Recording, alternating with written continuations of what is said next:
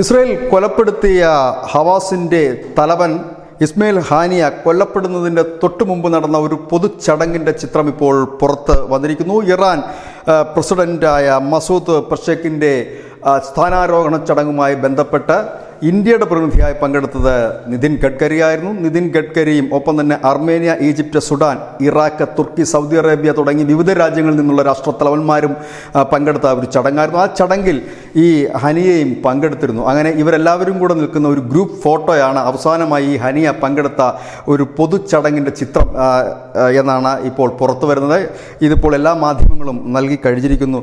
ഏതായാലും ഈ ചിത്രം പുറത്തു വന്നതിന് തൊട്ടു പിന്നാലെ തന്നെയായിരുന്നു ഈ ഹനിയെ കൊലപ്പെടുത്തിക്കൊണ്ടുള്ള വാർത്തയും പുറത്ത് എത്തിയിരിക്കുന്നത്. വ്യോമാക്രമണത്തിലൂടെയാണ് ടെഹ്റാനിൽ ഈ ഹനിയ കൊല്ലപ്പെട്ടത് എന്ന് ആണ് വിവരം. കൂടുതൽ മറ്റ് എന്ത് തരം ആയുധമാണ് അതിന് ഉപയോഗിച്ചത് എന്നുള്ള കൂടുതൽ വിവരങ്ങൾ വന്നിട്ടില്ല.